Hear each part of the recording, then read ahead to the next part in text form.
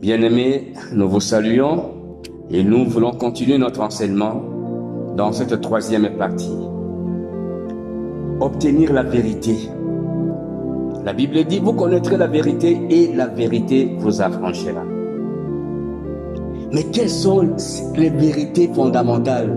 Mais quelle est la vérité fondamentale que nous avons retenue aujourd'hui? Parmi la vérité, il y a de le citer celle qui est contenue dans Romains chapitre 12 au verset 2.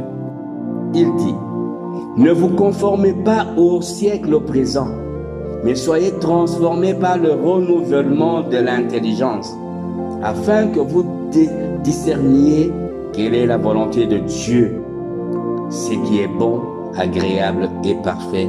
Fin de citation. La vérité est la manifestation de l'amour de Dieu envers son peuple.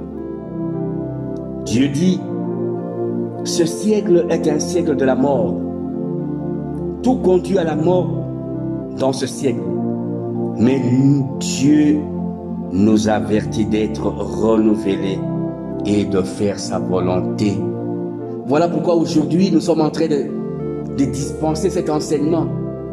Parce que nous devons chercher premièrement le royaume et la justice. Les Écritures saintes ne disent-elles pas que tout est vanité? À quoi bon se peiner, se poumonner pour gagner de ce siècle et de perdre ce royaume? Mais bien aimé dans le Seigneur, faire la volonté de Dieu. Mais toi là et moi, tu fais la volonté de qui? Tu fais la volonté de tes chefs? Tu fais la volonté de ta conscience? Tu fais la volonté de tes yeux ou de ta coutume? Il faut se retracter. Il faut rentrer dans le périmètre de notre Seigneur, de la volonté de notre Seigneur Jésus-Christ. Bien-aimé dans le Seigneur, qu'est-ce que Dieu a constaté par rapport à notre marche? Dieu ne peut parler sans avoir constaté quelque chose qui ne lui arrange pas. Dieu a constaté que ses enfants sont en train de marcher tête baissée dans les ténèbres. C'est ainsi qu'il dit dans Jean chapitre 12 au verset 35. Jésus leur dit, la lumière est encore pour un peu de temps au milieu de vous. Marchez pendant que vous avez la lumière, afin que les ténèbres ne vous surprennent point. Celui qui marche dans les ténèbres ne sait où il va. Nous marchons dans les ténèbres, nous avons des trousseaux de clés entre nos mains, mais nous ne savons pas quelle porte ouvrir pour hériter le royaume. Nous sommes en train de tâtonner à gauche et à droite. Nous sommes ballottés par la tempête des théories de tout genre, des prophéties de tout genre. La prophétie, bien-aimée dans le Seigneur, ne va nulle part t'amener dans le royaume, pour hériter le royaume de Dieu. La prophétie, elle est là pour édifier et pour prévenir. Mais c'est à toi de voir quelle marche. Comment tu te comportes par rapport à la parole de Dieu. Comment tu as pris la décision pour chercher premièrement ce royaume. Dieu ici, bien-aimé, interpelle d'abord nos pays, particulièrement la RDC.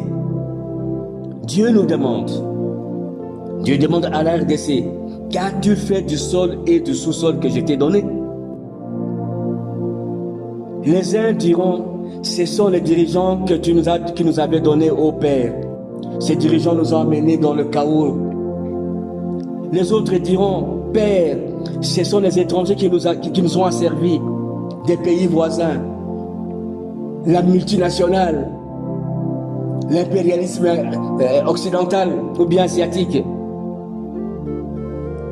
Et Dieu dira, mais toi qui m'entends maintenant, qu'as-tu fait de ton pays? Chacun, bien-aimé, a sa part de responsabilité. Car beaucoup parmi nous ont brillé par le tribalisme. Ils ont brillé par le népotisme.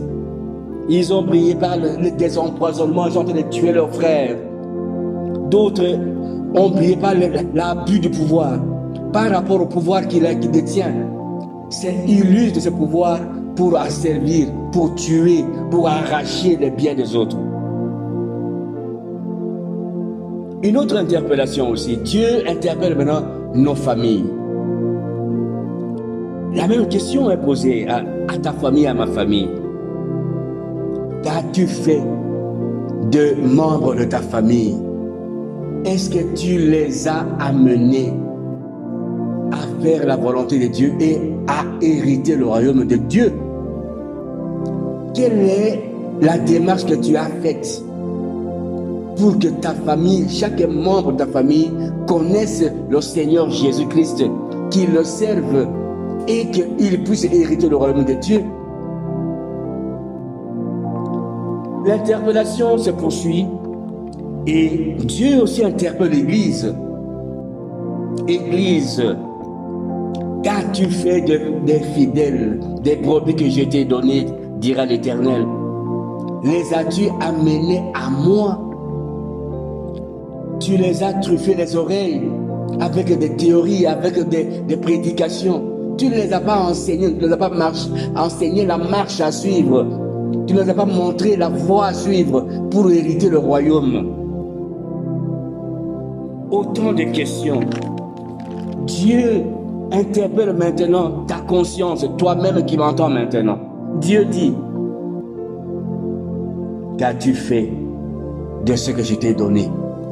Dieu t'a donné la parole, Dieu t'a donné les yeux, la bouche, le nez, les pieds, les mains, le cœur. D'autres en ont eu des biens matériels à suffisance.